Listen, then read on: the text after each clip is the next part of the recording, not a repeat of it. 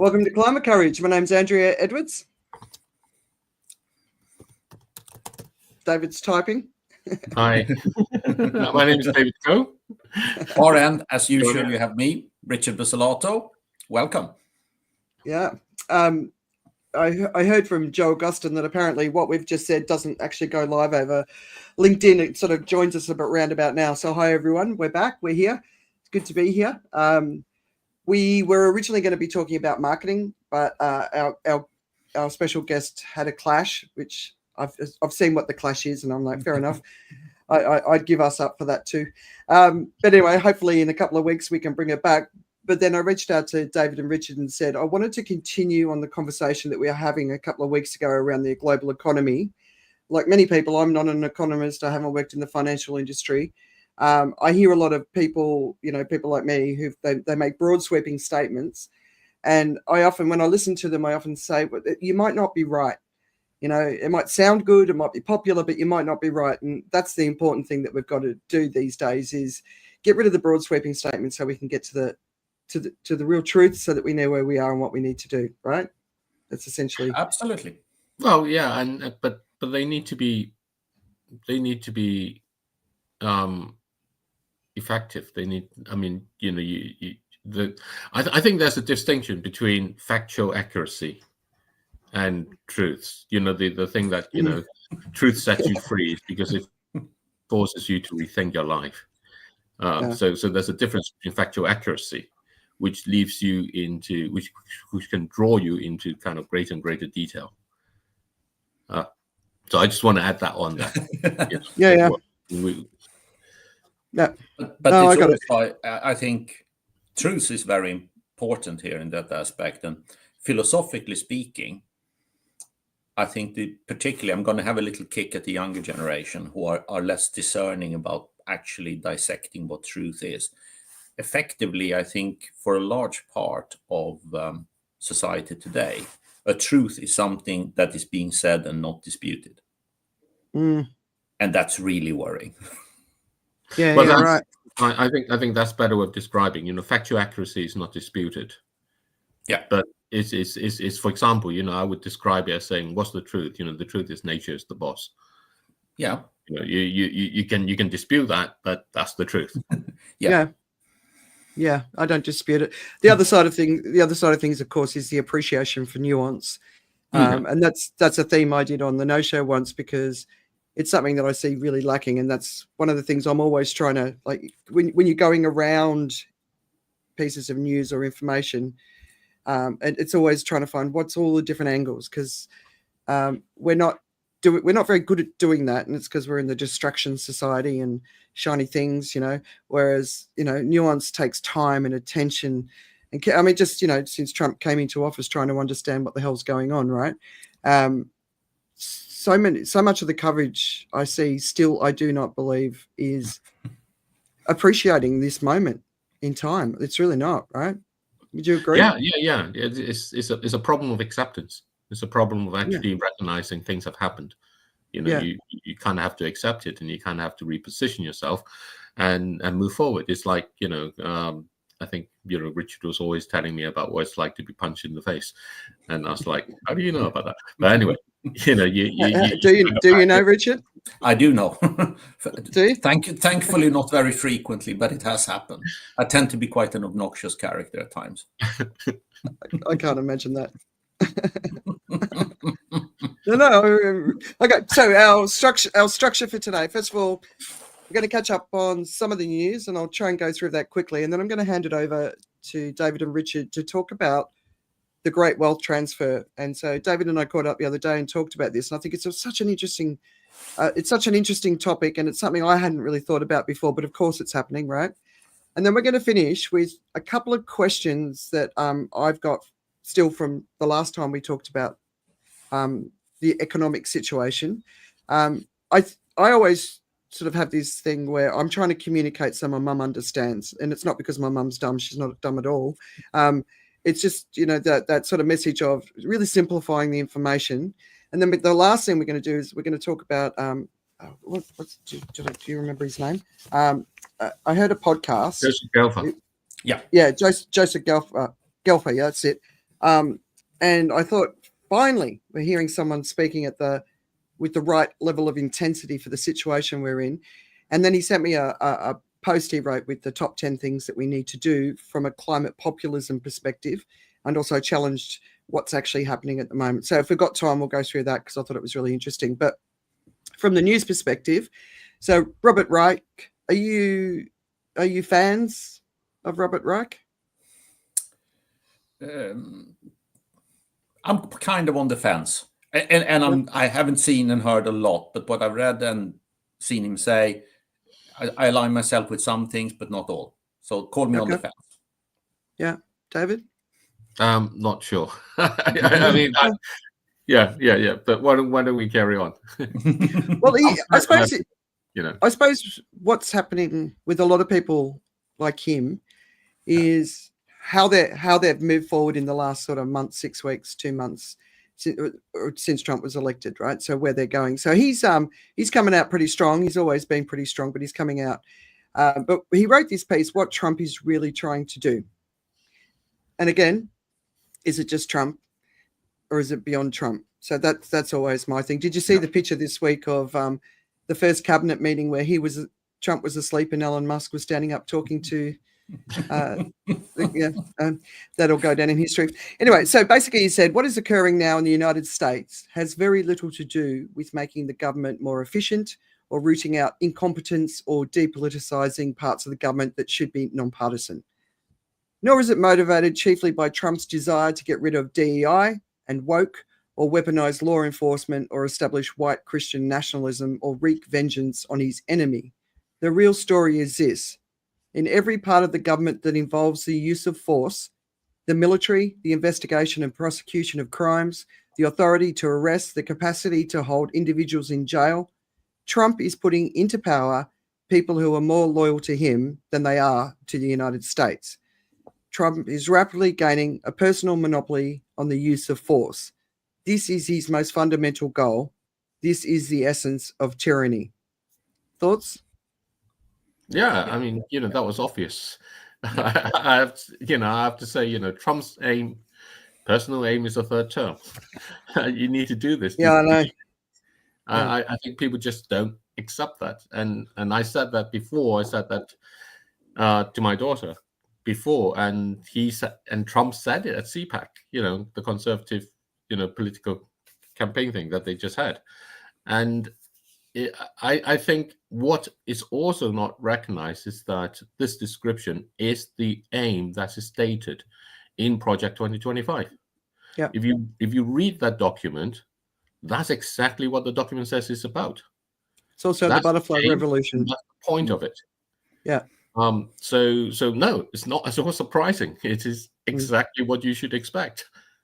But I still think they're wrapping the story around Trump, right? Trump going for a third term. He's nearly 80. He's falling asleep in his first cabinet meeting, right? So for me, he can say whatever he wants, and they can put up posters at CPAC where he looks like Julius Caesar, which was ironic considering how Caesar died, right? Maybe there's a subtle message in that. But I don't necessarily think it's Trump. Well, we've only 15 odd days or so to the Ides of March, so yeah, I don't know what might happen. Yeah, right. And I certainly don't think it's isolated to the US per se, because you have very similar developments. You clearly had it in Hungary for a while. Poland has had a big issue and spat with the EU about the political appointment of judges. And, the key pillar of there we use the word fascism, is really that you need to politicize the judicial system. Because if you don't do that, ultimately, you cannot push through the agenda that you want. And you see the judiciary under attack even in the UK, a heavy attack for basically not ruling like they're supposed to. And I'd like to, sorry to interrupt, Richard, but but I'd like to sort of throw the spanner in there and says, the Democrats are politicizing it. Yeah, absolutely. You mustn't forget, this is the consequence of someone politicizing it. Absolutely. I would say the New York lawsuit against Trump for the borrowing he made is totally politicized. 100%. And that's the one that fined him, $500 million or whatever it was. that he went about it. And a lot of the, and they failed to use the legal system in the way it is. It doesn't take, you don't have to go back and seek out ancient laws to go and try and charge a group of people for social disruptions in running over Congress, or on the 6th of January. You can just do that. It's public disturbance. Yeah. But no, they wanted to politicize it, so they sought out kind of arcane ways to try and do that to prevent Trump from running. But then they completely failed, right? Yeah, exactly, because they politicized the political system, the legal system. And sorry, Richard, carry on. I just want no. But you're 100% accurate. And if you go down that particular garden path and you open that can of worms, you need to be aware of what it will lead to. And I think actually here across the political spectrum in the world, there is no right or left, because all of a sudden politicians everywhere think they should be in charge of actually what's happening judicially. And it to me, it's the biggest red flag you can have. And if the population buys it, you know what you're going to get.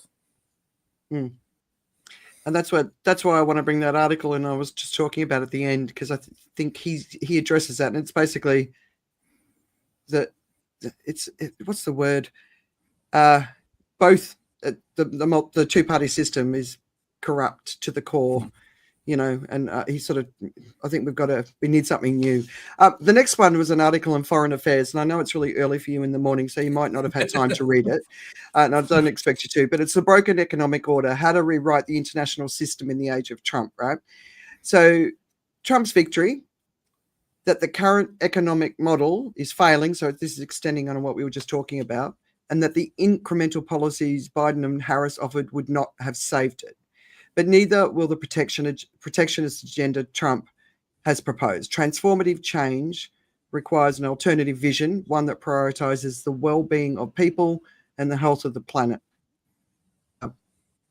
That was a nice little insight into for us. Yeah, it's very well put, and I largely agree with her conclusions. You know where I stand on economic terms. I believe in basically free trade. I believe in extremely, almost perfect economic model, because I believe in capitalism and its ability to allocate resources and capital in the most efficient way. And one of the cornerstones there becomes free trade. And to me, it's becoming increasingly clear with regard to the current US administration is that they're attempting something actually extremely difficult to execute in some ways, and it's incredibly ambitious. They want US to remain the reserve currency of the world, but without having to have the capital appreciation pressure on that currency that comes with the fact that if you are the world anchor, of course central banks are going to keep on buying your currency, and it will lead to trade deficits with the rest of the world, because that's the price you pay for being the global anchor. And here you want to have the cake and eat it and say, we are the global reserve currency, but we don't want to have the trade deficits associated with that fact. I don't think it's possible to pull off, but they are certainly by their actions attempting to do so. So that's just going to accelerate that move, right? Because it's already going so fast now with the Chinese, the Saudis, the Russians, the Indians. They're all trading in their own currency. So it's just going to accelerate that? It's entirely possible that the US dollar will lose its reserve status. I think so. And even something very trivial as the rise of Bitcoin is effectively a symptom of the distrust you have in the current fiat currency model, where the currencies are backed by nothing more than the faith in them, because there are no real assets backing these currencies anymore. And I think Bitcoin expresses that.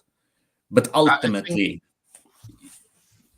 I think Richard's always been a gold bull. So he's always basically said, come the revolution, the currencies are going to be killed. And he's right. And the point here is that you already see it. Trump wants power out of the way, and he's going to replace him in a couple of years if he doesn't get out of the way. And the point is that this idea that money comes under an independent control is going to be recognized as the thing which will not work in a world where climate change comes along. Unfortunately, it's precisely the thing that you need to keep things working. That's kind of, but that's the thing about, kind of that macroeconomics, the things that make sense from macroeconomic sense very often are counterintuitive. And this is one of those. And the unfortunate thing about it is when you go off away from this sense that there is some management of the quantity of money, what happens is you're just going to get inflation. But I'm also thinking about the potential. So, when we hit that moment where the US dollar is no longer the reserve currency, the fallout from that will be catastrophic, right? Potentially, I mean, potentially it could be game over. You pull the plug on a lot of things that happens. It could also be less than that, but it requires a completely different path than the one we're going down at the moment. Because the US has basically set out a stall, which is this is what's going to happen, and if you go along with that, well, then it doesn't need to be catastrophic in the sense of turbulence, but it basically makes everyone poorer, and I don't typically see people voting to get poorer. It hasn't worked out historically, so you are definitely increasing the likelihood for really, really ugly outcomes. I think it comes the other way. It comes as a consequence of other things failing. I don't think people abandon the currency before things fail. I think they hang on to it, they hold on to it. Yes. Things eventually fail, and then they find they can't really use the currency anymore. When the guy in Zimbabwe is saying, my Zimbabwean currency is actually more valuable to me than the dollar, that's when you abandon it. Yeah. All right. You're right. Getting a little bit more local, or more climate related. India, Thailand, basically the entire southern hemisphere tropical region is about to get hit by a catastrophic heat wave. And this is very, very early in the year. So Mumbai just put out an extreme heat alert the other day. So it's 28th today, right? So today is the first day of that. It's very early. So the real heat intensity, India has been gone on for longer. It started sooner and it's gone on for longer, but it's really sort of the April-May time frame.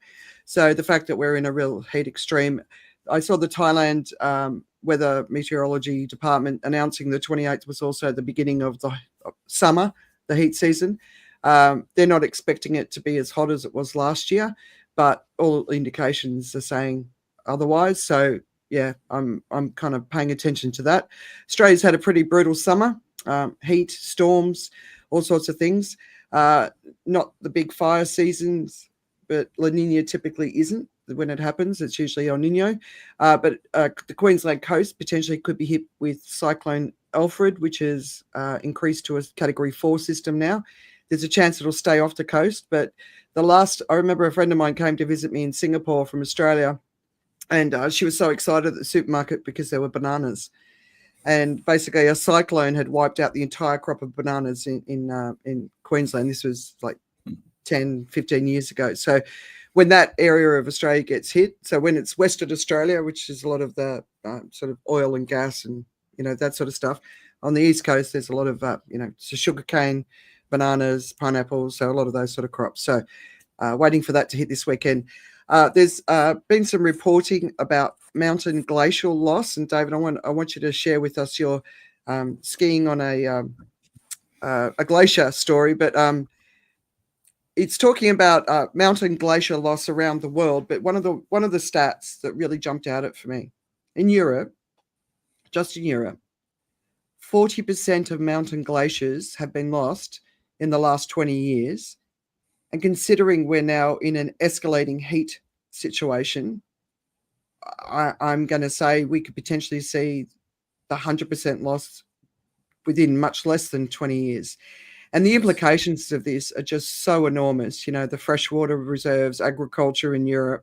I mean, the amount of people that rely on these glaciers for their fresh water. The aquifers are already struggling in these countries that rely on the Alps. So, yeah, that was huge. So, you know, I've got friends skiing in the Alps at the moment. I'm like, go and enjoy it while you can. Kind of what's the feeling over there? I think you're spot on. Sort of my family side, we come from the very north of Italy, so I'm very familiar with the Alpine region. You have probably in my lifetime seen less and less snow. Actually, not necessarily. It was a lot of snow in the 70s, early 80s. But the big sort of Alpine glaciers, they've been under siege for a long time. And you see it very practically in the sense that Italy basically had 2 summer skiing resorts historically. You skied on the Marmolada, which is bang in the Dolomites, and you skied on Ortles, which is borderline to Switzerland, where you have Europe's highest pass, the Stelvio, and the skiing starts at the top because you can't get up there in the winter, so you skied in the summer. Marmolada closed, I think, in 2006 for summer skiing because basically the runs became too short.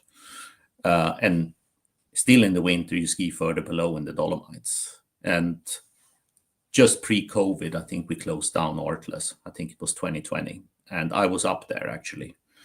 And what used to be, I believe, Europe's largest glacier once upon a time, where you skied up to like 3.6, it was just a big gray mass in the summer. There was still snow, but it wasn't white snow because of all the melting that's taken place. It's basically like almost cement-colored area, and you can't ski in that. Or if you do, there is zero enjoyment. So I've seen it with my own eyes, the shrinkage in my lifetime, quite clearly. And I believe it's exactly, it is, because these areas are so beautiful and so unique. And obviously you have the economic impact. You look down the valley from these glaciers in Italy, the rivers feed off them, and that's where you have a lot of agricultural growth. You know, you can't drive through the Dolomites without seeing apple trees everywhere. It's basically, that's why we do apples in Europe. Yeah. And further down you get to rice and wheat. And the consequences will be enormous because we know how dry the rivers get in the summer now, even the large rivers like, you know, Po and Rhine. Even with that much melting, they're still drying up. Yeah, they do. So the one positive is the archaeologists finding incredible things across all of the glaciers where they're melting. There's some fantastic stories. National Geographic's covering a lot of it, what they're finding. I'm fascinated. That's from my archaeological sort of background. I'm fascinated by what they find under the ice.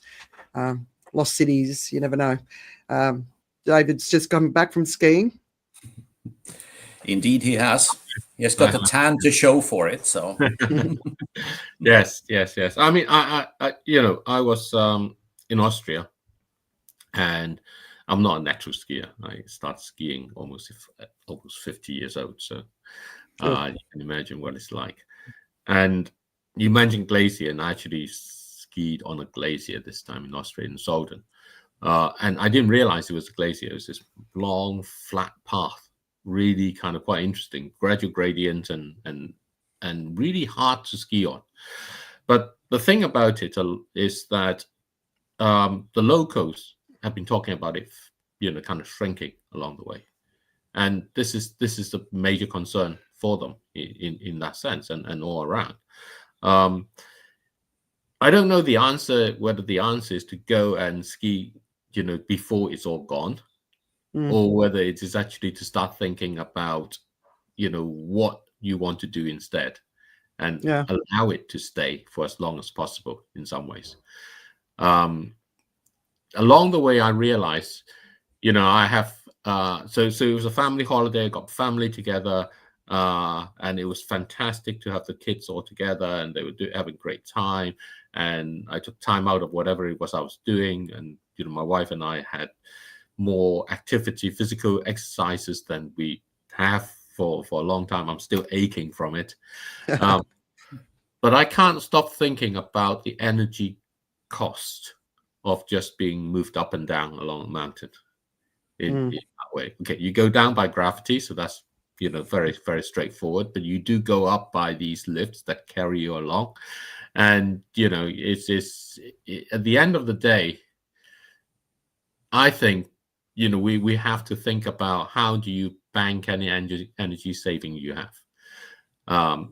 Bank it in terms of the hydrocarbons if you can. In that way, there's no mechanism for it now. We'll talk about that another time or whatever it is. I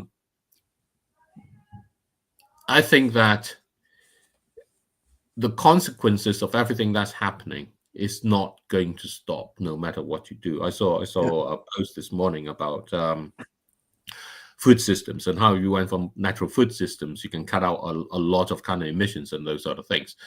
The reality goes back to a comment from my daughter a couple of years back when we were in a hot car in London, and she was saying, look, if everybody stopped everything, this is still going to carry on, isn't it? And she recognized it. It's not going to stop. There's so much heat that's currently wrapped around the planet. It will stay around there. The planet will take decades to figure out what to do with this heat before actually it settles, and that's if everything stops. So I think that's something to consider. I agree. All right. I finally won a UK story. For the very first time I saw a bumblebee in the UK, I just couldn't believe what I was seeing. They just so, because coming from Australia where we've got all sorts of things that fly and sting you, seeing a fluffy bumblebee with a bum covered in pollen was just one of the most delightful things I've ever seen. Your spiders were also they're friendly, right? Sort of like hello little one, versus how you feel in Australia. But anyway, UK bumblebee numbers fell to the lowest on record in 2024. So, and this is compared, basically they dropped by a quarter compared to 2010 to 2023 average. It's due to the cold and the wet conditions in the UK last spring, which were very extreme. The Met Office said that the country experienced more than double and in some cases triple the usual amount of rainfall for the year in March, April and May. So most of my friends and family in the UK were moaning about the weather, and I honestly couldn't blame you. But what this does is it's the time when the bumblebee colonies establish their colonies, and it's when they're most fragile. So white-tailed and red-tailed bumblebees, both very common species, fell by 60% and 74% respectively. So it's a really sad, to me, I find these are the stories that sort of really break my heart. But one of the things I found really, really inspiring the last time I was in the UK is how much of the rewilding is happening, not just in the UK, but across Europe. And that means at the edge of roses, there's just wildflowers growing everywhere. And so when people ask you to, take care of the pollinators, if you've got a garden, fill it full of flowers. It was the first thing I did. I planted herbs and flowers before I even planted food. And our garden here in Singapore is full of butterflies, dragonflies. Just had an encounter with a wasp. But yeah, so if everybody could do what they can, and of course make sure you're not using any pesticides, we can help the bumblebees get through this time and then hopefully regain their strength and their numbers. So I thought that was sad. Yeah, it's sad and it's scary because effectively these are the guys that are pollinating our crops. The bees and the bumblebees are doing the heavy lifting. Everyone else's contribution is quite marginal in that respect. And what you just said, I noticed my own little patch. I've always enjoyed growing veg, and family is huge tomato eaters, and I mean huge. We eat a lot of tomatoes. Is that the Italian in you? Absolutely, we use them for everything. But particularly in the summer, I think there are a few things that are as easy and nice to eat as just tomatoes with olive oil. It's warm outside, you don't want to have any hot food. And this was the first year last year I noticed basically the crop coming in lower. And it wasn't because the flower set on them got hit by late frost or anything, and I have a greenhouse, I'm normally protected. It just wasn't that the flowers converted into fruit at the same rate that it has done historically. And that's pollination. I couldn't say that I saw less flies and bees and wasps in the greenhouse, but at the end of the day, yeah, I had a much smaller crop than I've experienced for decades. And I have no doubt that was down to pure pollination numbers. Now, for me, it meant, only having tomatoes 2 days out of 3 in the summer. But if you extrapolate that, what it means for a country like the UK, which is not self-sufficient in food, the consequences are going to be pretty dramatic. And what it will do to prices is fairly obvious at the time when inflation is a real concern. Yeah. Is that culture starting to shift to people starting to, I mean, I know you got the what are those plots that you can apply for? Allotments. Allotments, yeah, since like World War II, right? But they're basically backed up for years and years and years. But are people getting out there and turning places in? Are people getting it? Because food security is so critical. Well, I think the thing to do, and it'll be great thing to do. I started trying to do something about it. It's really urban agriculture. It's agriculture you can do inside your own home. Yeah. An allotment is not actually that big, and you can grow a lot of things on not necessarily a lot of ground and so on. And if you go about it in ways where you take the composting from your domestic waste, bio waste, and that sort of stuff together with it and mix it all around, you have a very ready kind of field in your home that you can create by a window or whatever it is, that will allow you to grow a lot of stuff. And allotments are much scarcer today because of the number of buildings have gone up. So ground for allotments have largely disappeared. But that just means that space is actually inside homes. Yeah. So urban agriculture. Yeah, one of the things I'd love to see in Asia, where a lot of the cities are high rise, I'd love to see someone design sort of baskets that can hang out the windows securely, obviously, because they're very tall buildings, where people can just grow some of the basic stuff, So, just think, for me, herbs are really important. I can't grow coriander, and it really frustrates me because I love it. But the packaging and herbs, if you just cut that out, because there's so much waste as well, wasted herbs. But yeah, so great. We've got to come up with some of these bigger solutions, but also from a food security perspective, right? Absolutely. You try and see what works for you. I'm very lucky. I live in a house. We have a garden, not huge, but we have a garden. I have a greenhouse that's pretty big, and then I have a garden patch. Summertime, we're probably 75% self-sufficient in veg.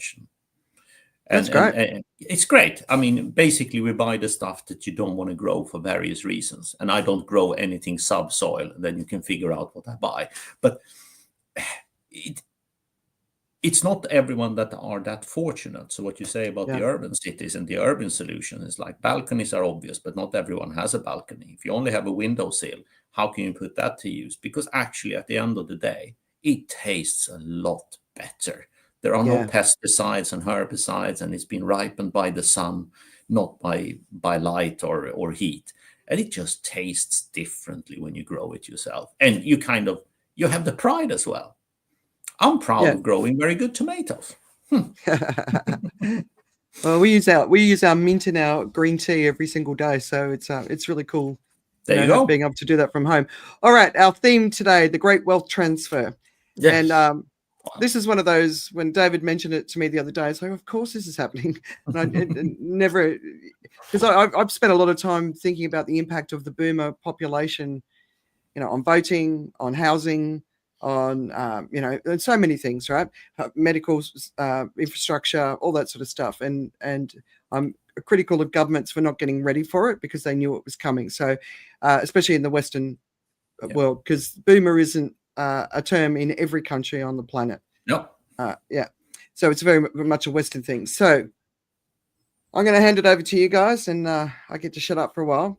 But can you talk about what does it mean? Where's it coming from? What's it going to look like? And I can show the graph whenever you're ready. Yeah, I think the graph is super interesting to start with, because it even though this is the US, it kind of tells you the story. Who has got the money? There's there for everyone to see. And And I think, Richard, you should explain about the Gen X. Yes. So Gen X obviously is the golden generation. Obviously. We are nice people compared to the boomers, but although it's not, most of you will be familiar when these age brackets are, and the silent and the early generations, sadly, they're all now passing away, and these are the people born pre-World War II. They have some wealth for sure, but their numbers are dwindling. So the bulk of the population in the rich countries in the Western world are the boomers that are born from World War II down to the sort of early 60s. It's a very, very big age bracket. There were huge population bulges there because that's what you get after wars. Soldiers come home, etc. And Gen X is kind of, it's my generation, although I'm borderline.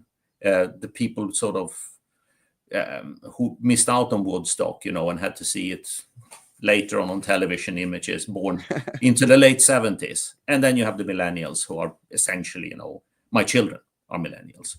And the next ones that so far, because they're very young, they haven't worked very long. Because we have to remember that the bulk of what this is showing in wealth is actually through regulated savings like pensions. This is very much a reflection of how much you have in your pension pot. And then you have other savings and other wealth on top of it. But the bulk of this money is actually coming from pensions around the world, in the developed world. And I think the point you're trying to say that you mentioned earlier, which you didn't actually here, is in terms of the transfer, a lot of that is also in the Gen X. Yes.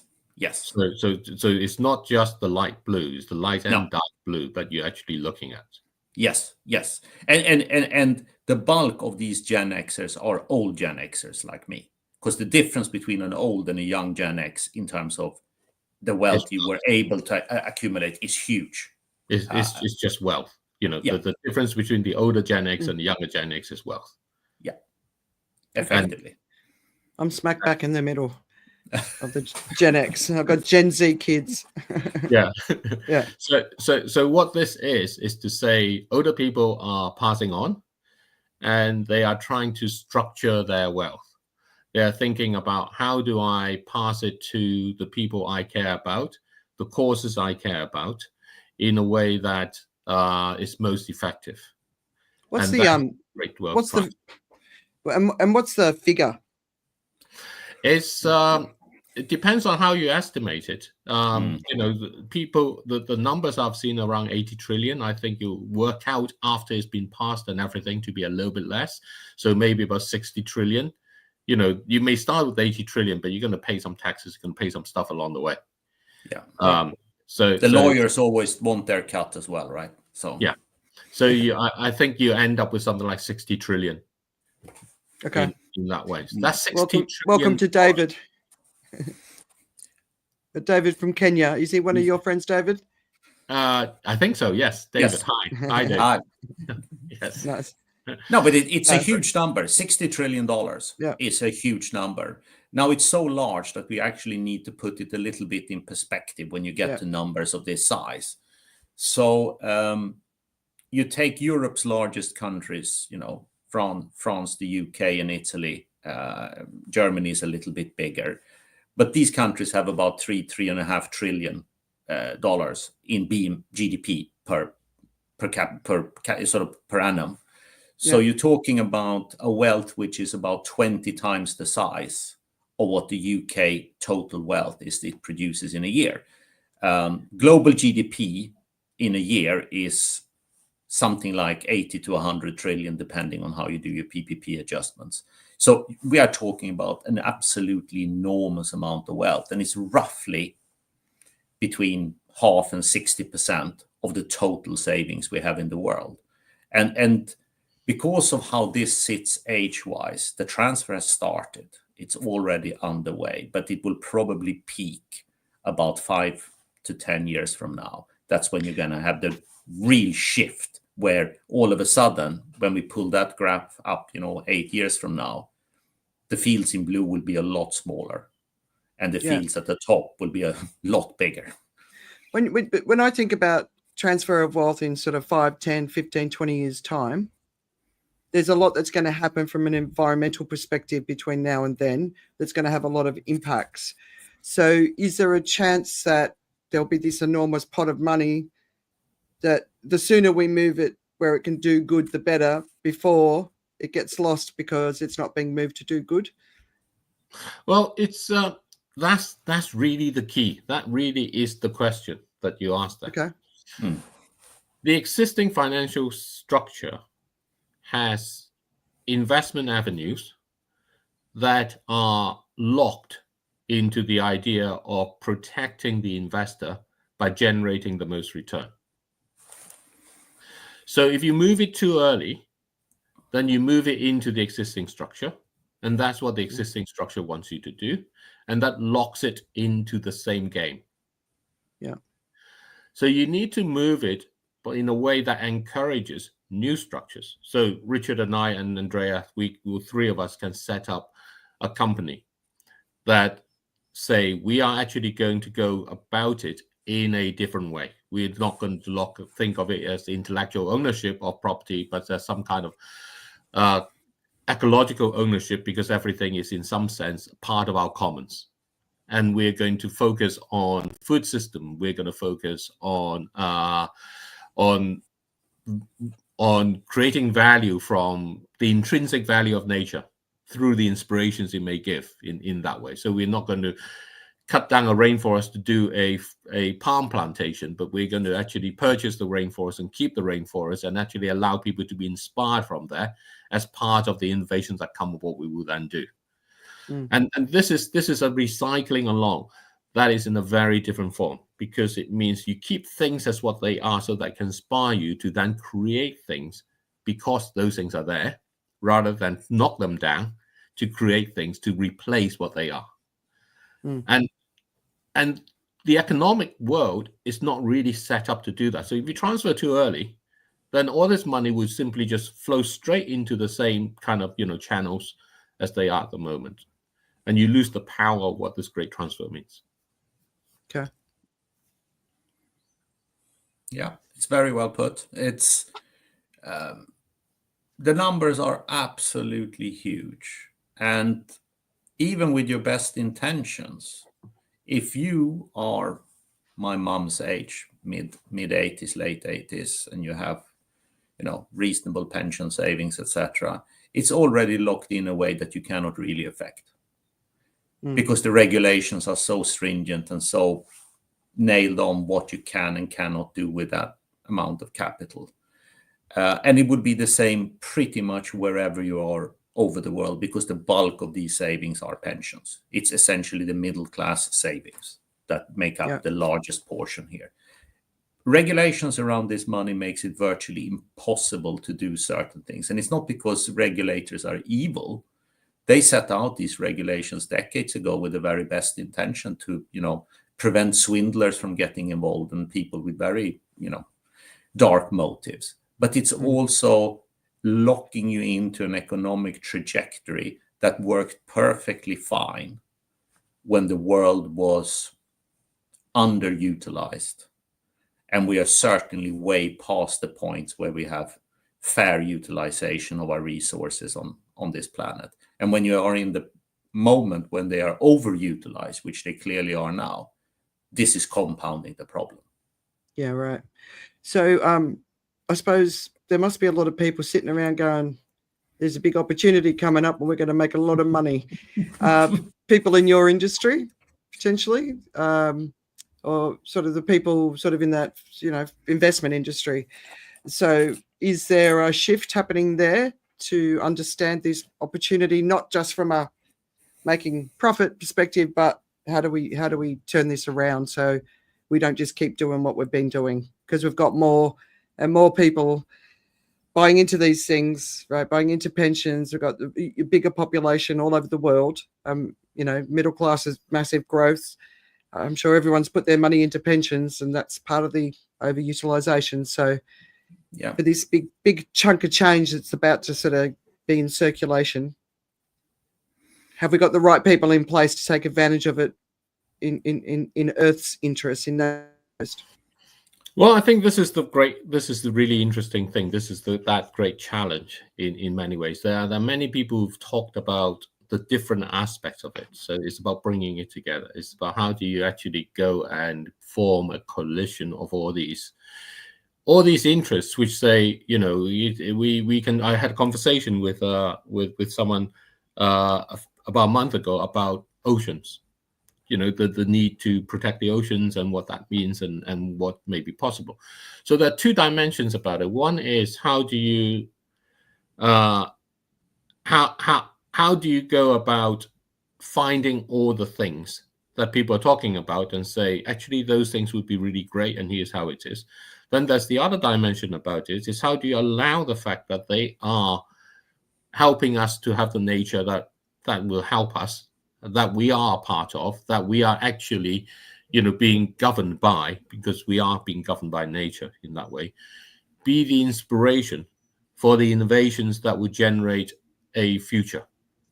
What we invest in is not the money that investment will bring, but the future that we think we would be able to access. And the mechanism for the baby boomers has been through money. And the belief in the Gen Xers who have the wealth has been that the money would provide that. But what we actually want is not that money, but what that money represents. That's what we may have. So that's that transition along. So it's getting people together, thinking about how it might be, and now is the time really to bring about those conversations from all of those steps. So there's a step of speaking with the baby boomers about how they may want to think about the money and what it can do, because if they're thinking about giving it on to the next generation, there's something about that next generation they want to facilitate. Then it's about that next generation that receives it, at that sort of program of awareness, to go on and say, here is your chance. If you're worried about your future, you uniquely, for the only time in human history, has it been possible that your generation is going to be so in charge of the economics? You can govern it whichever way you want. Then it's a case of bringing together all the work that so many people all around the world are doing, and to be able to illustrate that the penny here, the pound there, the 100 million there, and so on, they all matter. And they all can be part of how you can bring about a new currency, effectively, because that's what it implies. This money is effectively a new currency, and it's not a currency that's anchored in the economics of today, but it's anchored on nature in that way. All right. So just to help people understand what you're talking about, because I can envision it, but I can't follow it all the way through, right? So I think you called it the other day, nature's coin. It's like, so I sort of think, if someone's going to invest their money, they're obviously, they want to secure future, right? If you want to secure future, take care of the earth. So on that point, it makes sense to me. But on the other side, people are like, well, I've still got to pay rent or buy food or whatever. So Sure. Can you bring it to life in a way that, say, someone like me, if I inherit something, if by investing it in this way, what it means, not just what I can explain how I can invest it, but also how I can live my life too, if that makes sense, because they're two different things, right? Absolutely. I'm going to kick off with a very basic assumption, because I'm a very basic person. So lay out the groundwork, and then I'm going to pass the ball over to David. And I'm going to start by explaining why the current model is failing. Like David said, the money represents the security of tomorrow. That was true for a long period of time. You have effectively no inflation, you have stable money, you live in a reasonably perfect world that's moving towards the better. This is my working life. I started working 6 months after the Berlin Wall came down. We defeated basically the two superpower system, and there was only one superpower left. The world could start cutting down on military spending. All that money went into far better use, and you got an enormous boom through the 90s that was driven largely by having defeated communism as a model for how you create prosperity. money for a long time was safe, secure. You could exchange this for the things you wanted in life, which is still true to some extent. But money's role as we see it today does not protect you for tomorrow. When the last glacier is gone, that money cannot buy me a helicopter trip up and go skiing if you're really wealthy. For most of us, having that money will not bring in new bread in the supermarket when the bread section is empty. We need something to replace the traditional role of money being able to get us all the things we want, because it's no longer fit for that purpose. When you're running out of resources, when you are running out of room to keep going, you need something else that actually gives you that ability to invest for a better future. And that's why the current model is failing. And I think most people kind of feel it, see it, sense it, certainly. And that's also how you get things like Bitcoin, which, is a little bit of a bugbear of mine. But it's an expression of this failure to see tomorrow with the optimism that, largely speaking, I did my working life, where if you accumulated more money, you were more secure. Today, more money does not equal more security or more ability to have the future we want, because it's not fit for purpose. And here comes the ball. I would say that's really, really well expressed. So this is the big difference. The baby boomers and the wealthy Gen X see money in a different way, because they have been able to assure for themselves along the path a better life. And there's no doubt about it. That's why Richard and I spent 30 years working in the investment industry, basic trading in hedge funds and so on, because that was the thing to do. But that's also why we decided, actually, this isn't the game. We want to win, but this is not going to help us win effectively. And we spent the last couple of years thinking through what that actually means. What is it that we want to own? And I think where we've come to is realization what we need to own is social capital, not financial capital. And social capital, and this is effectively what you end up investing in, is the idea that if you trip over, someone will help you. And the better the social capital, the less you care who it is who comes to help you. Whereas today, what happens is that you have a world where people come to help you because of your wealth. You wanted actually your wealth to create a situation where people will come to help you precisely because it's not because of your wealth. Now, that's in some sense, that's very kind of utopian and kind of like, this is the world that's perfect, but we'll never get there and all that kind of thing. And don't forget, you're talking to a couple of former hedge fund managers, Frank. So, we know all about how to screw people in that way. And absolutely. But the point is that there is an economics to it. There is a value towards things around. So let's think about how you can spend it. So supposing that my mother gives me some money as an inheritance along, and I have a garden, and I'm now thinking, what can I do with it? If I create a pool in my garden, that's a natural pool along that can actually help me with water, and some ways by which actually has an underground reservoir as well as an exposed area and all of that, then I have a way that I can actually use to treat the gray water I may have in that way. So I'm now less dependent. But by being that, I have a connection with my neighbors. And they can share this, and we can actually use this together. And that develops a social capital. And then there can be a revenue from it. We can grow things that we can sell out of it, and this doesn't have to be intentional and so on. That doesn't mean I'm giving up my smartphone and my car and those sort of things. It just means that I have more things in my life that can help me and help me connect with the people around me.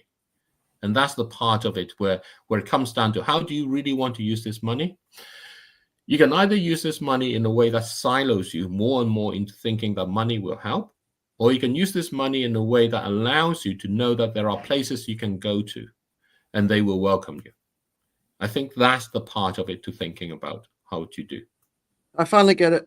I finally get it. Like you've talked to me about this a few times, and that the community focus, like we talked about that a lot last time, and I just you've got it. You've got that message, and it's like it's actually socialism, right? In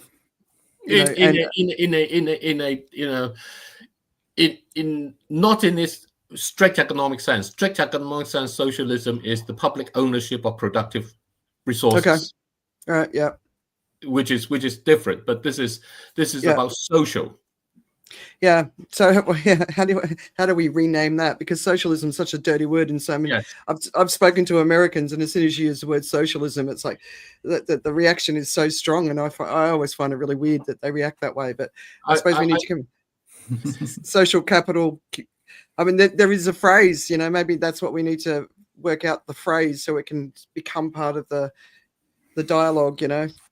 So the phrase, the way I came, the phrase, I've just finished a manuscript for a new book. It's called Thrive and Imagine. And there's a phrase in it that I have, which is selfishly look after each other to thrive. Yeah. You're doing it selfishly. Yeah. I want my pool, but I'm doing it selfishly, but I'm doing it to be able to look after each other so that I can thrive. But how do we do it in a way where it's actually fair, right? Because, when you look at the multi-million, potentially even billion-dollar industry for the underground bunkers and stuff for the preppers. One of the biggest issues, there was this article a couple of years ago where these multi-billionaires got this person to sit in a room with them and ask them questions. If I hire security, basically social collapses happen.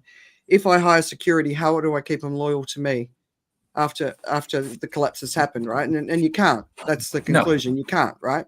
No. And then, we've got these other preppers. They've got these massive farm. There's one guy's got this massive farm outside of New York, and he's worked out the doctor and the dentist and everyone that he needs to get onto the farm. But then they're going to have a huge defense infrastructure to keep people out. Yeah. Right.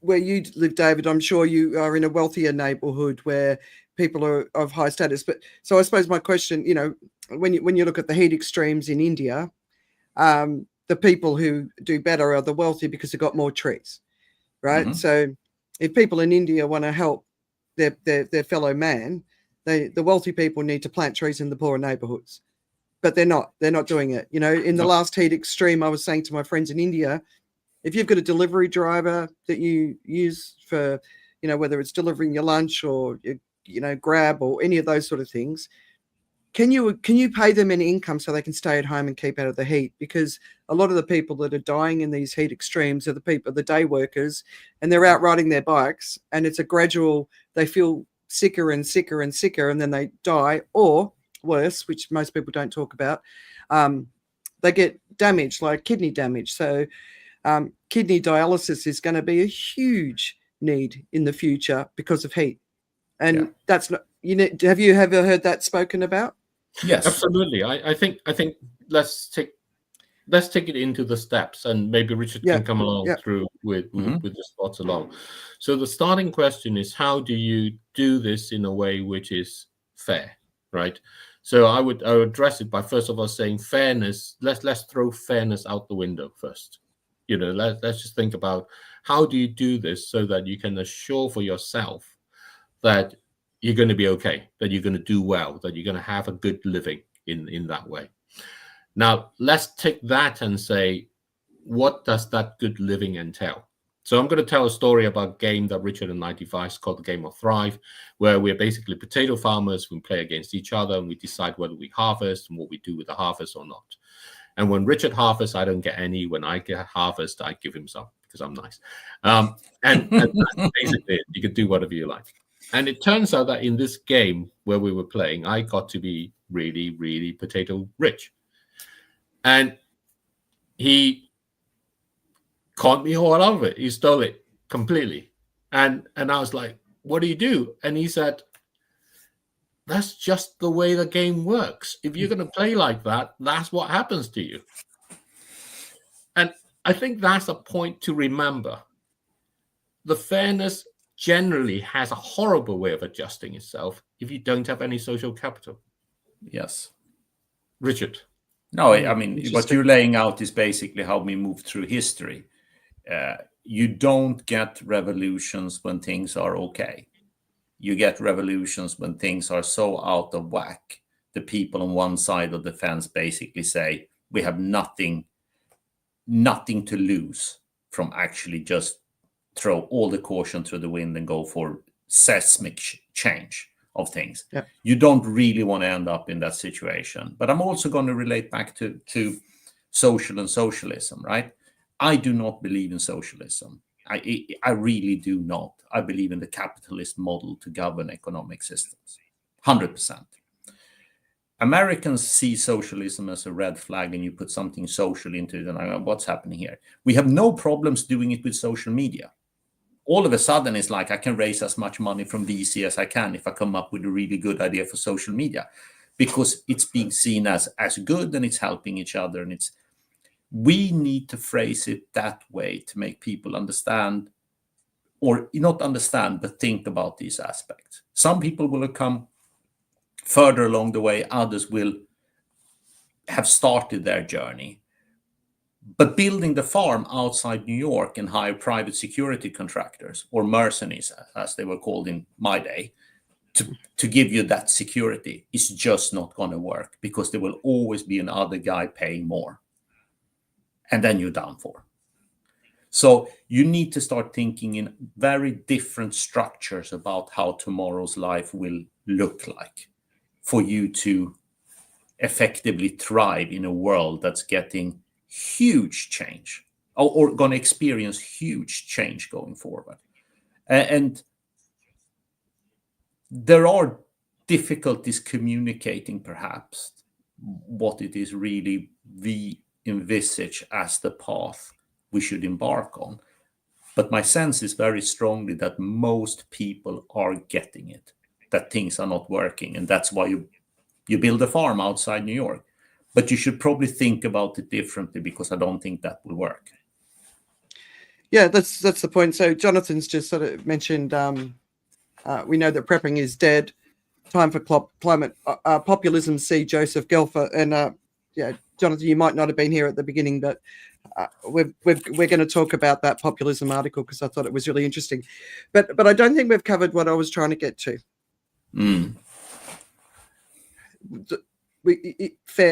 Taking fairness out of it, right? But we if we're going to do this successfully and build the sort of societies that we need, we need to take care of the poorest. Because if we don't, it's like, you know, when people are anti taking care of people in Africa, or I want to hold on. I want to change that word. We actually need to learn from the poorest. I agree.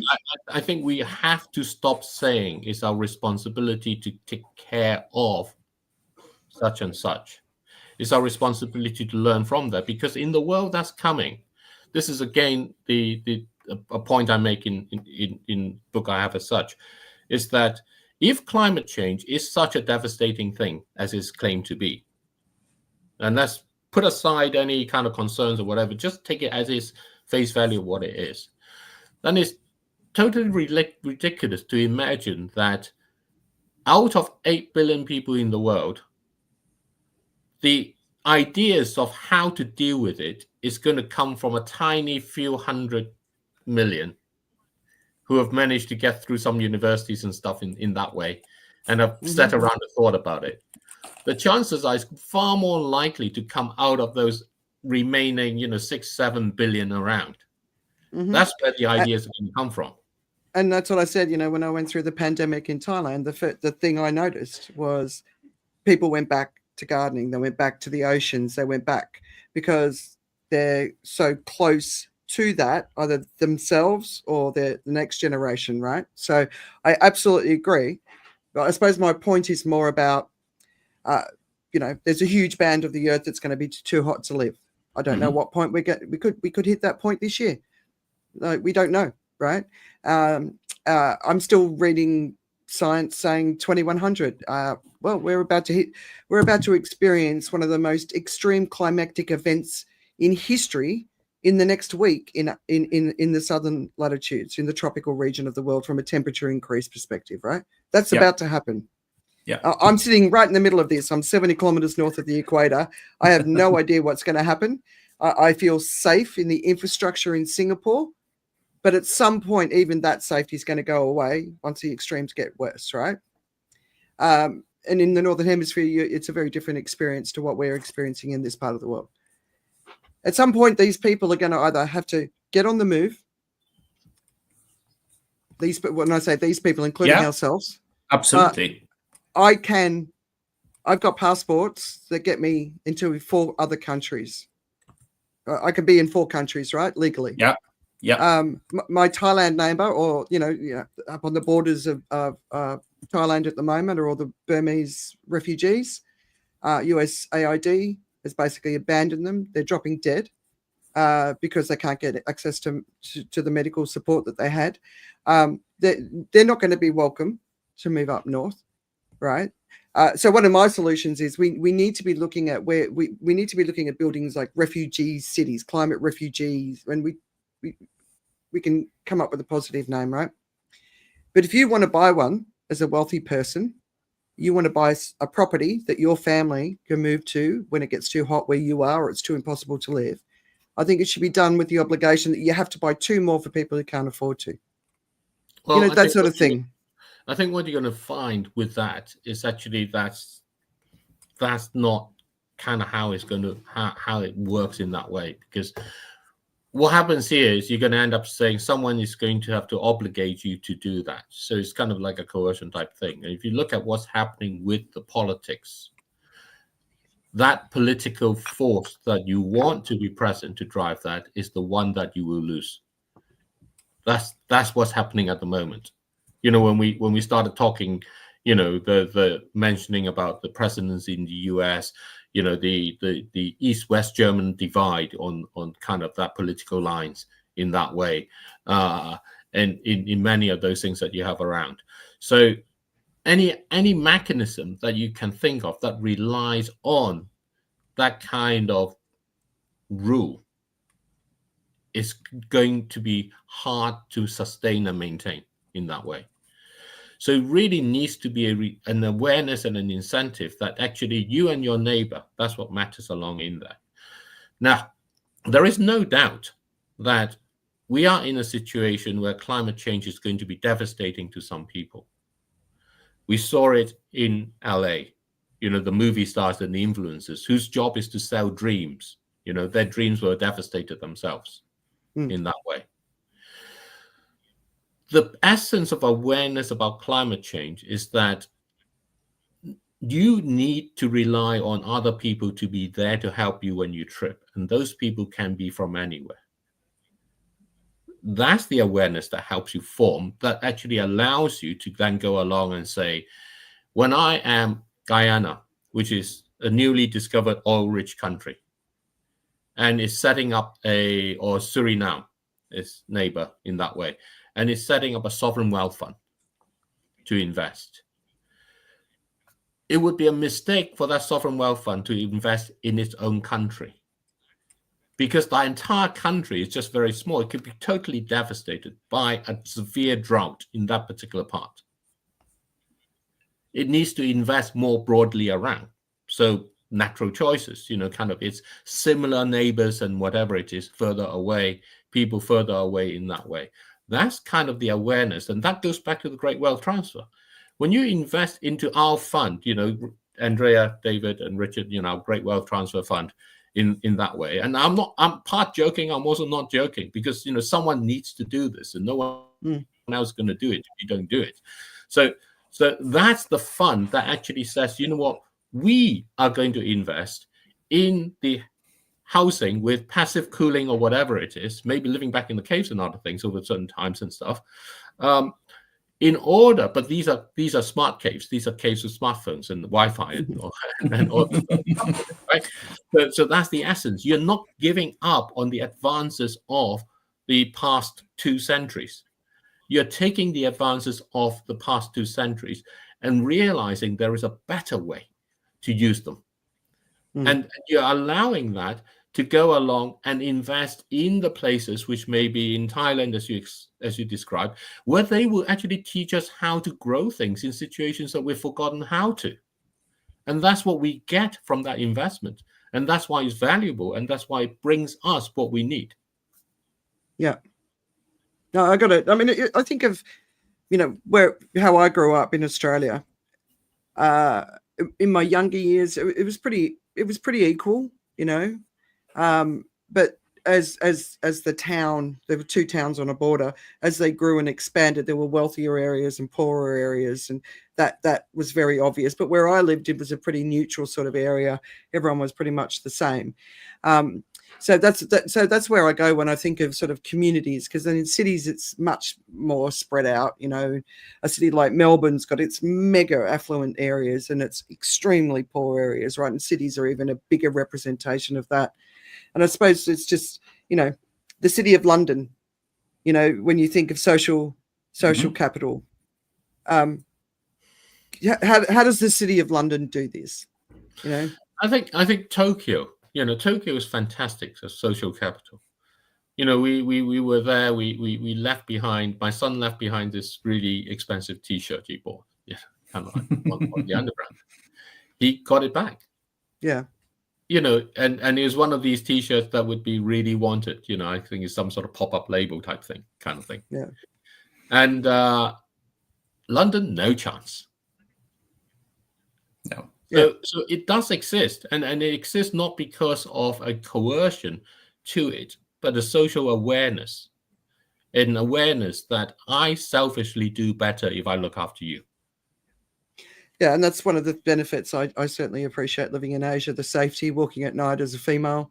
If I leave my wallet in a taxi, it's still there when I find out the taxi driver will bring it back and won't charge me. The honesty, it's nice. You really appreciate it.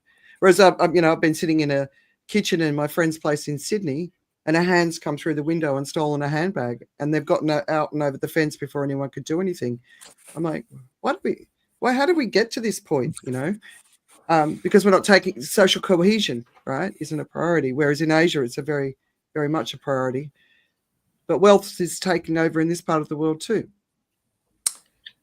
It is, and it's also part of the transfer. I mean, was it you who was the case in Singapore, the CDL, the property group, where the dad, the 80-year-old, is trying to kick the son out of the board, this billionaire, and the son is introduce a couple of people into the board, and so the dad, the 80-year-old, is the octogenarian, is trying to say, it's a power struggle. I want to stay in control, right? Yeah. So you have these kind of high dramas, and they're really fascinating, and all the rest of it. But the dad will go. I'm sorry, the dad will go at some point. The dad will go. So how do you want to face it? What do you want to do? However you want to do it is all part of that economics of the great wealth transfer. If you have a better value system, if you have a better way to think about what money is when it becomes useless, and the reason, incidentally, why those government structures fail is because the governments are running out of money to be able to do it. Traditionally, they have worked by giving some kind of tax incentive, by giving some kind of subsidy incentive in exchange for you doing something else. So just want to go back to that point about when governments run out of money. So you sort of said it earlier, the whole idea is the governments are incapable of doing this, but I'm living in a country where the government is doing it, and it obviously has a sovereign wealth fund, and it's been very well managed for 6 years, right? What's it? Because David, you've got eyes on both regions of the world, right? It works here, it doesn't work there. What's the difference?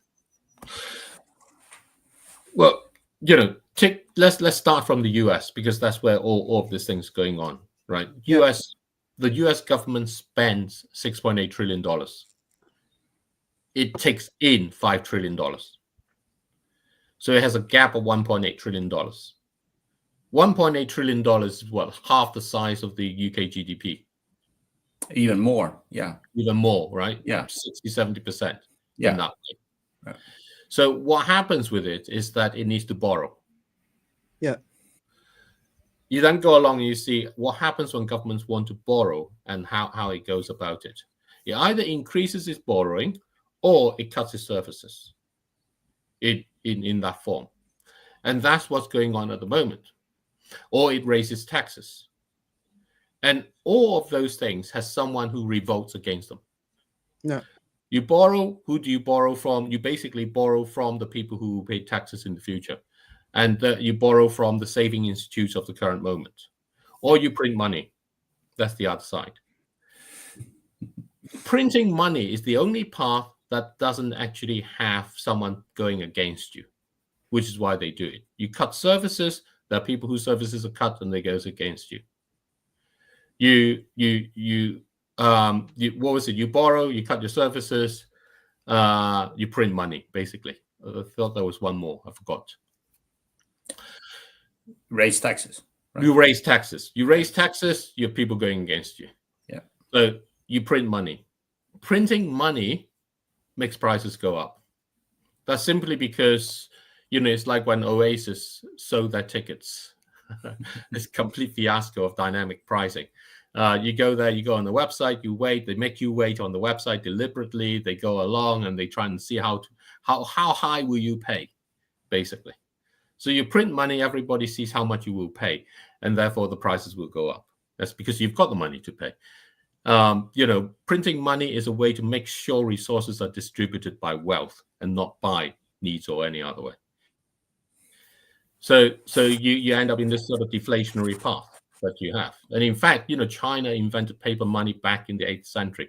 Very effective, very useful, became used by the government. And by the 13th century, it had devalued so much that they ended up having to go back into what was it again? Into coinage, right? Go bits in that way because of the inflation that causes. Yeah. So that's how governments have a problem with money. And, Jonathan Frost, governments cannot run out of money in the short term. Absolutely. In the sense of, today, tomorrow, I can always borrow or whatever it is. Liz Truss ran out of money. 45 days in power, kicked out. Because you get a lender strike in that way. So I think that last part is actually worth addressing a little bit more, because this is what most people struggle to understand. If you cut services, people get it. We get less visibility what the government does for us because they can no longer afford to provide these services. You raise taxes, there's someone whose taxes go up who says, ambitious about it, and might even stop paying them by moving away or whatever. So it's not necessarily true that you raise more money by raising taxes, because your tax base can erode. And obviously, printing money has this effect that you have more money chasing the same amount of goods and services, so prices will go up. Then you have the lenders' strike, which for some people, haven't worked in markets, is not obvious. Whenever the government or your friendly bank, who you have a mortgage with, provides you with capital, they raise it from someone. They go to the markets and they issue bonds or short-term paper to get that money in their coffers. The lenders are a vast pool of institutions, but they are typically the same people we talked about earlier that are guarding, the global wealth, if you like. The people managing these vast pools of money are not stupid, far from it. When they see a country on a borrowing spree, like Liz Truss embarked on, effectively by having a lot of unfinanced commitments about spending more money, they will raise the price because they will perceive this company, this person, or country as being significantly riskier to lend to. And they will raise the price. And if you lend money, the way you raise prices is you charge more interest. The highest borrowing we are, apart from, the really shady payday lenders, etc., is basically credit cards. Credit card lending is unsecured because it's very risky. The people who provide that financing needs to charge very high interest rates to make up for all the people who actually fail on their repayments. It's exactly the same for the country. And because of the fact that the Western world at large, there are a few exceptions, but certainly countries like the US and the UK and most of Europe, Canada, Australia, etc., have already borrowed such vast amounts over the past few decades. You're now approaching rapidly a point where you say to the market, I need to borrow more, not a little bit more, but a lot more. You are going to get into a lender's strike by cutting off that source of financing, which is what happened to Liz Truss and the 45 days in power. And I want to follow, Jonathan Frost popped up, can we move from problems to potential solutions? I think that's really important. I think it's really important in this kind of radical approach that we have, where we actually think not so much about the problems, because the problems are the reality. The potential solutions, the first part I'd like to say is that you need imagination about them. So that means thinking beyond the received wisdom we may have.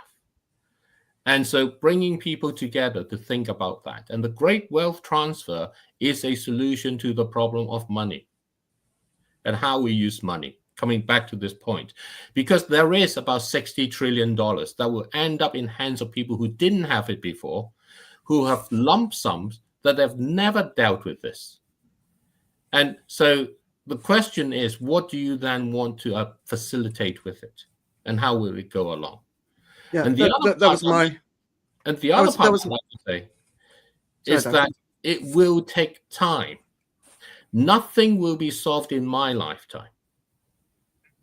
But the seeds of the solution may be scattered in that way. And it's not planted because I don't know where to plant them or how to plant them. Tumbleweed, my favorite plant. How does it spread? The entire plant turns into this seed scattering pod. Just get blown wherever it's by the wind, along its way, it shakes its seeds about. It's a really odd way to think about propagation in the way that we're used to, because we're used to in thinking this way, that way, and then we can direct it along. This is about allowing solutions to emerge. That's where your person who is suffering in the community with the extreme heat gets a chance to be the guide. So what I was before Jonathan said that, just to wrap up this the great transfer of wealth. I want can you visualize this for me in a way that if I'm a Gen X and I'm about to inherit, help me see what I should do next. Okay, so three of us, Andrea, myself, Richard, we set up a Gen X wealth transfer fund, basically, company, where we will work with the people who has the money, who has the transfer, or thinking of the transfer themselves, and we will connect, essentially become a conduit of connection to the people who has, to the causes and the places which actually needs that. And we bring in clever people along the way, or smart people, or ordinary people, because ordinary people are the smart people and the clever people in their field, in their own places, right? So that's what it is. To think, how can that actually do things in a way that benefits everybody along the chain in that way? Now, I have a particular bugbear, and that's the oil and gas and coal that's in the ground. And I want to keep them there. So I would bring the owners of those in as a way to say, look, you guys are also interested. Well, some of them is going to be interested in that future along in that way too. So why don't I buy that stuff off you while it's still in the ground? You come along and join us with the money that I paid so that you are part of it too. Okay. That way it gets stayed in the ground. So that way I actually put a lid on the climate change, which is the biggest risk to all of this failing. So now I can then ensure that, and I've now got a way to actually share together in that. So now I would then go along and say to every other triplet of people out there and say, do the same. Think how you can in that way. When we go along and set this up, we can set this up as a company. Companies have almost no restrictions on it. People who contribute as shareholders, debt lenders, or whatever it is, there's no restriction on how you invest in a company. If we set this up as a pension fund, then it'll fall under pension regulations, and then you cannot escape the drivers of those regulations, which is to protect the members. The fiduciary duty of that is to create financial return. That's not what we are about. We're building a different thing. So if we set this up as a mutual fund, that has the same problem in that way, in that form. Even if we set it up as a hedge fund today, you end up with those concerns and issues. It's going to be something about how ERISA has to play in that way. Yeah. So And you were talking about was it Suriname and what was the other country you were talking about? Guyana. And that's the country that's recently found a huge amount of oil, right? Right. Yeah. So a country like and they're doing incredible things with their land, with their forests. They're like, well, why shouldn't we maximize this potential, right? So we could go to the prime minister or president and say, we're going to buy your oil and keep it in the ground. No, we're going to go along and say, look, you're going to sell the oil anyway, right? Yeah. Why don't we save you the trouble of having paid for all the cost of digging it out? Yeah. We'll buy it from you while it's still in the ground. Yeah. Save us money because you don't have to pay for the extraction. You get that. And you're going to sell it anyway. That's your point. That's your whole purpose. And you're looking for an opportunity for you to develop a sovereign wealth fund. That fund has to invest in something. So we do this so that we're co-investors because we have got all these opportunities. Yeah. But in order for that to be something successful, you would have to continue investing in that country so that they've got a continual amount of money coming to them, right? Well, that's the point. It doesn't have to become like that. It actually has ways to propagate out. Because once you get started, other people with imagination is going to think, oh, how else can we do this? And for Guyana, it's a small country in South America in that way. It's, the Amazon dried up last year. Panama dried up and faced drought. That's why transport across the Panama Canal went from $100,000 to $3 million for a trip. Yeah. Those things are going to hit it. There's no point investing in a house that's broken down and it's going to keep coming on and breaking. You want to invest in neighbors' places. No, I get that. I really do, David. I get that. It's just the next bit I don't get. It's how it comes to life, I suppose. That's crucial, and that absolutely you're right. And this is the part where actually someone has to do it. Just want to say thank you to Jonathan for chipping in. I'll definitely look at that document. He's been great. Yes, thank you, Jonathan. We have to do it. Someone has to do it. Because we can talk about all the things, but the reason why it's hard to imagine is because of all these scenarios. Yesterday, we had a conversation with a group in Kenya. They're setting up this thing called OLOIB. OLOIB is this gathering under a tree, basically.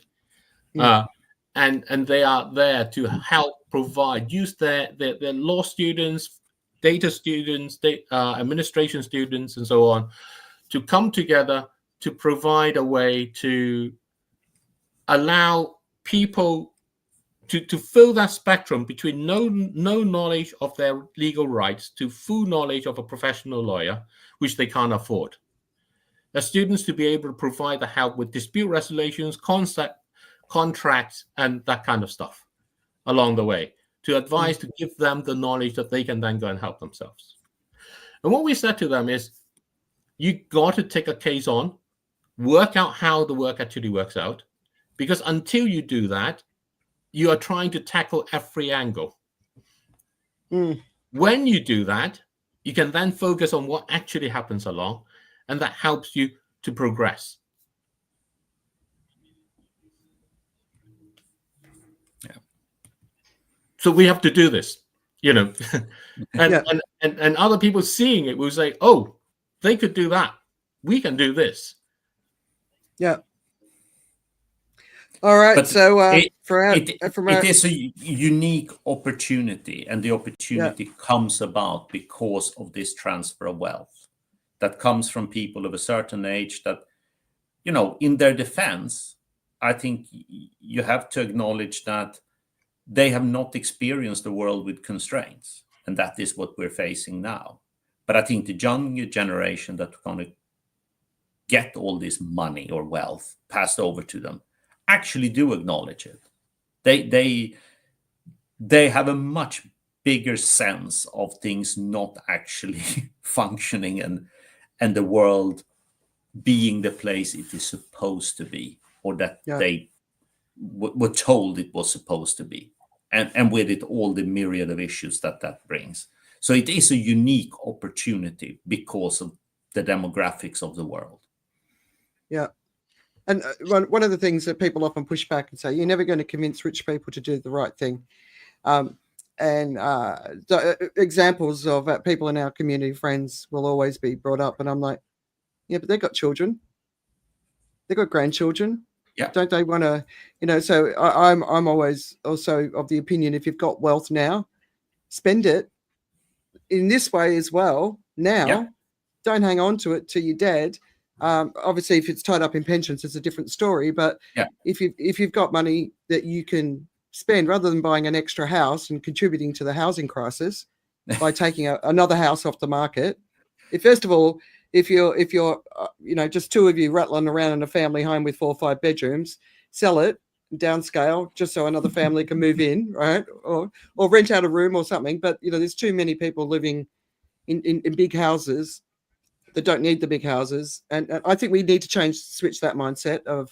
Oh yeah, absolutely. You can liberate a lot of resources. Yeah, but like on the coast of the UK, Cornwall, there's these houses that people live in for 2 weeks a year, but and no one's there for the rest of the year. I mean, that should be illegal. Yes, but I think there are all sorts of things, but I take the first comment you made. You can't persuade rich people, and I would say that's what the Great Wire Transfer is about. It's about not having to persuade the rich people. It's persuading the people who's going to get this money before they get it and become rich. Yeah, right. And offering them the opportunity. They are the ones. In our first book, The Unsustainable Truth, we made this comment about this social research that showed that people under this sort of veil of ignorance, what happens is that people, when they think they're going to get wealthy, they start behaving like they already are.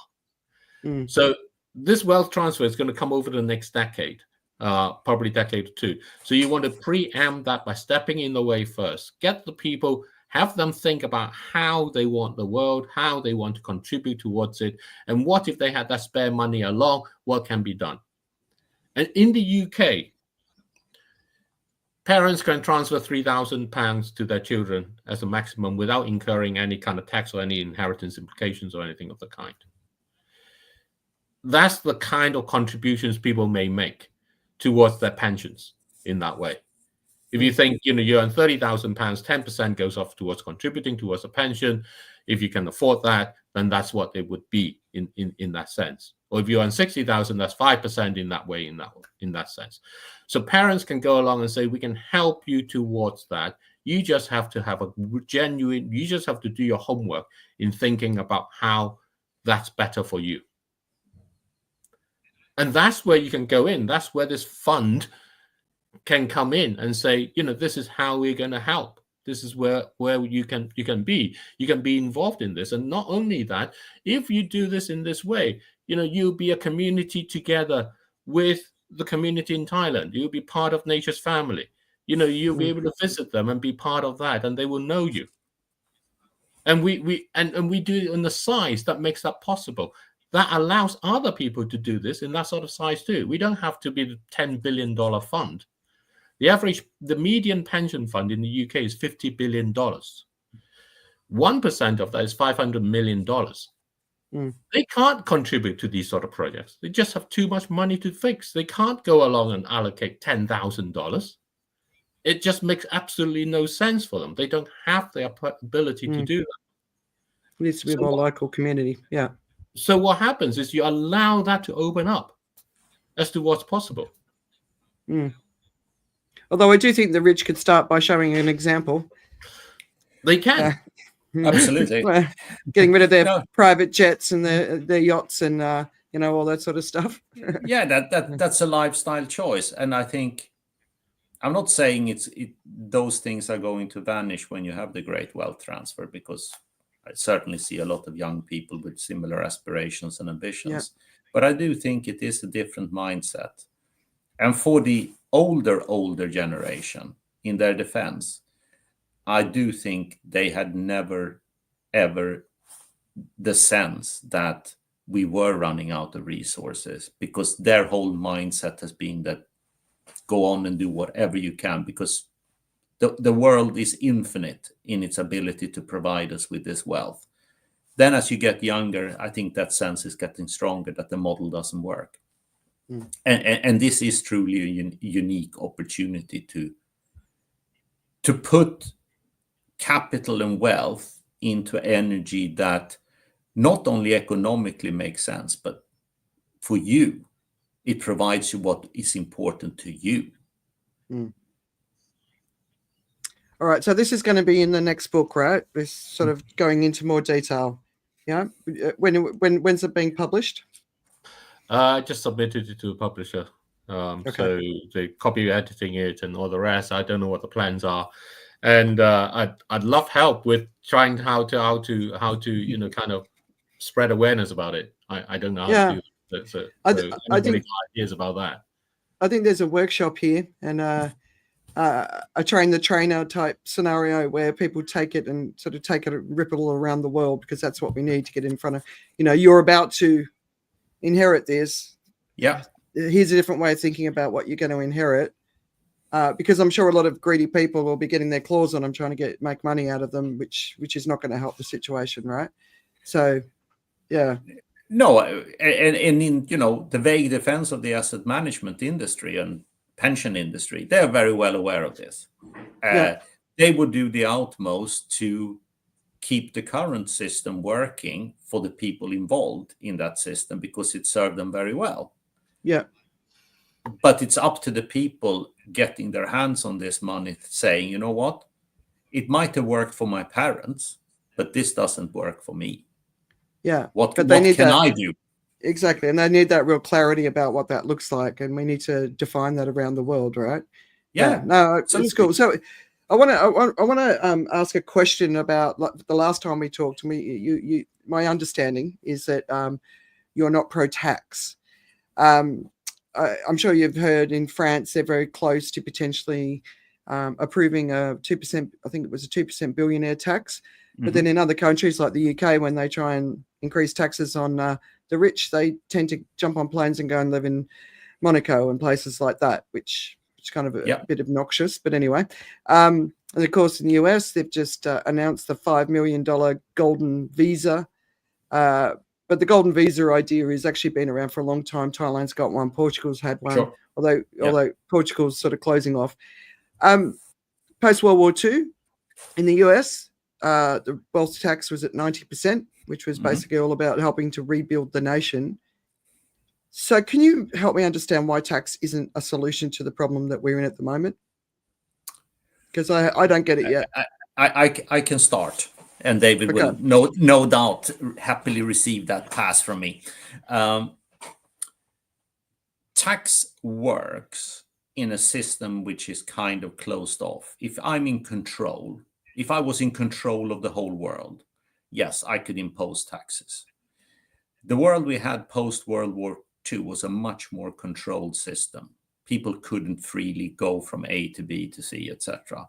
The world we're in today, if you tax me too heavily, I'm just going to move. And there will always be someone somewhere who welcomes me with open arms and lower taxation. That means that the tax base you're attacking to raise the revenue is not very stable. It's problematic.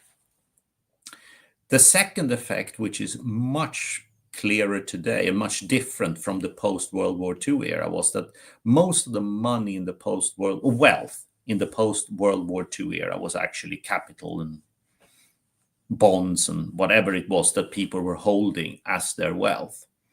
Today, the bulk of the wealth that the billionaires represent is actually not capital per se, but it's assets sitting as stocks, in many times in unlisted companies, but also a lot of listed companies where there were the founders like Jeff Bezos and Bill Gates, etc., still have a large share of Microsoft.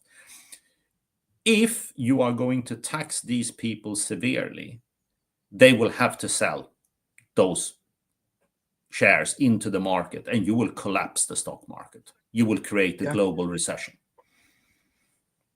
So I don't think you can do that. Philosophically, I think the duty of any country is to maximize the tax receipts without impeding the functioning of the economy.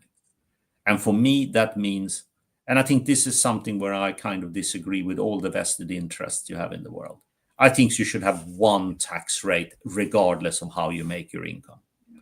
I don't care if you make your money from salary, from interest income, from dividends, from partnerships. You should have one tax rate. This is the tax rate of the economy to provide us with the services that our citizens should have in a developed society. And then you should have obviously a big deduction at the bottom. If you work part-time, you shouldn't pay any tax.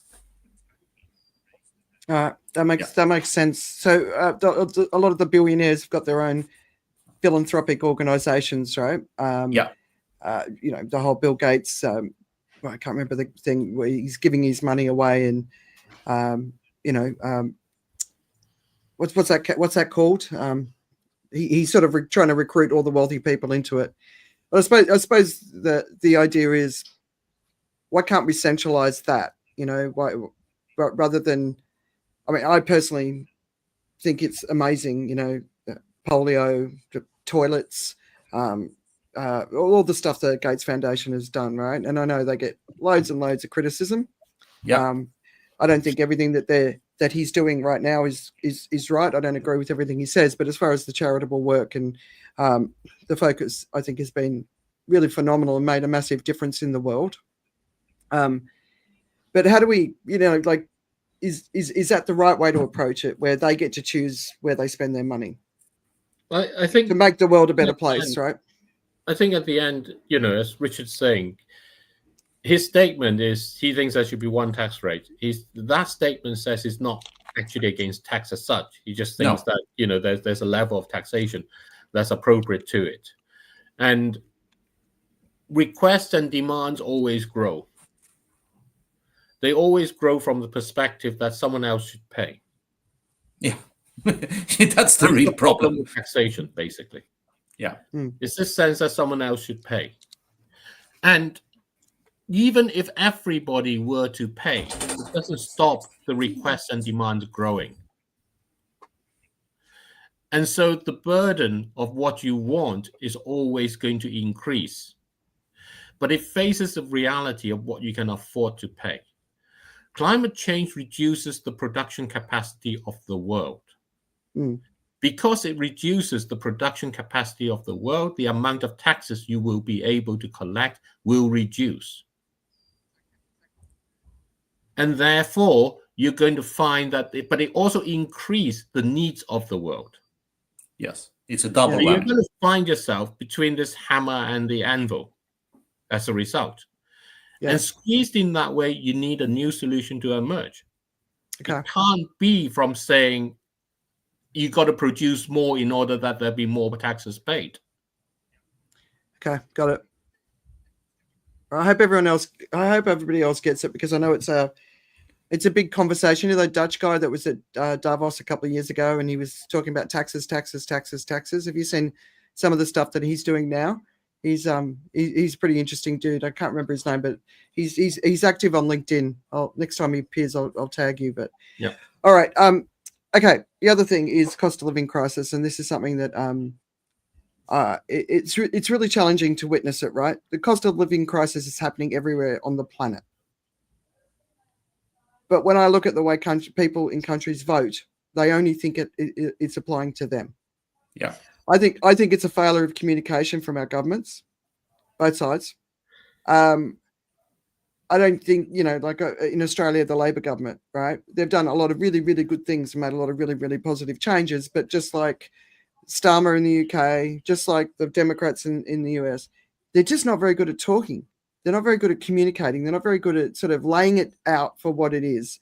You know, like when people say, why are the left failing? I think it's a communication challenge. And it's like, this is where we are. And this is what Absolutely. it means. And this is how it impacts you. But in the meantime, we've got this flip-flop of politics where, the left's not working, we're going to go right. Well, the right at the moment is getting more and more right. And we've got authoritarianism on the rise, which isn't good for any of us. So, I just wanted to kind of get your thoughts on that. Shall I? Yeah, you go first. I think there's, there are two things there. There's governments, and then there is the left and right in politics and so on, and communications in that way. And first of all, I would say that governments, were set up to look after nations. Nations are there to fight wars. Okay, nations are there to try and take another nation's territories and resources, as we are seeing in this moment with the US.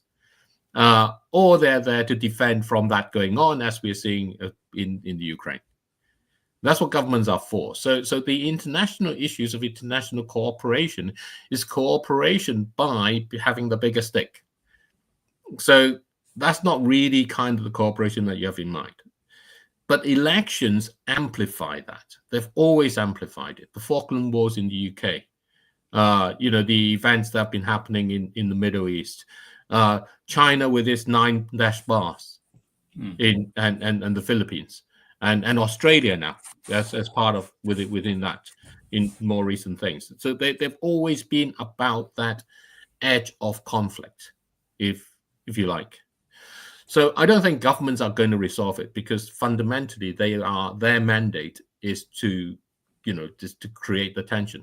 Unfortunately, to resolve it after the tension's been developed, or to claim the benefits of having resolved whatever it is. The international organizations like the UN are running out of money. That's basically it. That's the same situation that's being found. People don't want to contribute to it. The cutting of US aid. UK's cutting of international aid to boost up its own defenses. Those are the patterns we're going to see. So we're going to see that everywhere. What you're left with is actually people. The people, the global citizenry, the people everywhere. That's what you're left with. That's where the politics of left, right, and center really comes into play. And that's where the communications really comes into play. For Richard and I, and we've said this for a little while, not all of it as such, what we've said about this is that the important thing is the global citizenry has the greatest power of all, and that's their collective spending. Because governments are controlled by that global economics. They don't control the economics controls them. And that economics comes from the power of how people direct their money in their spending, which then goes back down to the great wealth transfer, which then goes back down to the things that we're commenting about, which then goes down to the communications of that spending. That communications of that spending has been stolen by mostly by the right, a little bit by the left. And that's the part of that communications, and that's where it really is important. So absolutely, communications is important. And it's important not because of what governments may do, but it's the communications that can bring about the recognition amongst the people themselves. Actually, you know what? The world doesn't work if they don't go out and spend. No, that's absolutely right. That's the engine that keeps the current economic system spinning. So there you are. You have enormous amount of power in your own hands. And there's been back and forth arguments about that. It's the petroleum industry sort of put the blame on the consumer, and then the consumers put the blame on the fossil fuel industry, and then everyone argues against one or both of those sides, right? Yes. But the reality is, we do have the power through our wallet, and we've got to claim it. Yep. It's not just our vote; it's our wallet. And today, the 28th of February, is Don't Buy Anything Day in the US, and it's about not buying on Amazon, Target. Although Target, I struggle with because they actually have a lot of their people sell the people that the products that they sell are actually minority movements and minority groups. So, but the idea is to don't go through the big guys, go out there and shop the small guys, which is something we've all been needed to do for a long time, and we just never seem to get the message, and we just stay with the easy way, you know. I try not to buy American stuff now. I try to get my family to agree. So yeah, the power is with the people. All right. Absolutely, the power is with the people. I think that's an incredibly important and powerful message to send. Yeah, you have the ability to affect these things by the choices you make in your daily decisions. Yeah, we just need billions of people understanding that, right? All right, so there's one article, we're not going to talk about it, and it's called "Climate Populism is Coming, but Not the Way Progressives Think." No. I think it's a really good piece, and it really, to me, it really encapsulates where we are. But I said earlier, the author's Joseph Gelfer, so they're on my knowledge page and my weekend reads. Yeah. But he did a podcast, and he was just really, really fiery, and he's speaking the language that I think we need to be hearing, and that for whatever reason, everyone's been too scared to speak. I was like so many people I know have gone silent on social media, and I just want to say to people, if we're silent in this moment, the next moment's going to be worse, and the next moment's going to be worse, and it's going to get worse and worse and worse until we say we've had enough and we're going to speak up.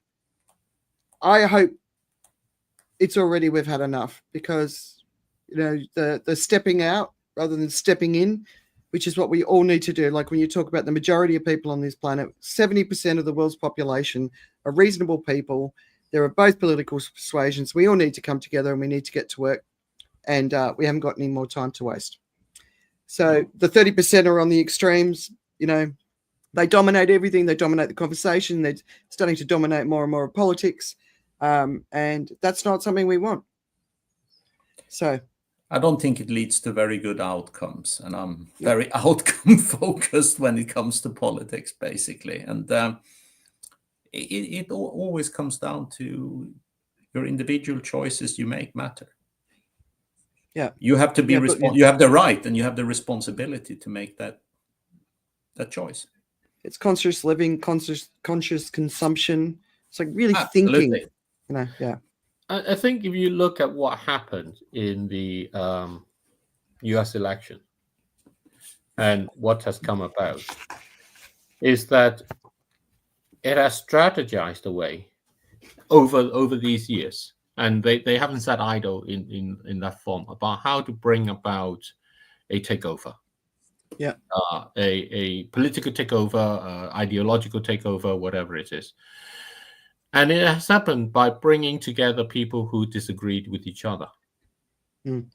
That's the essence. Yeah, that's what it. Yeah.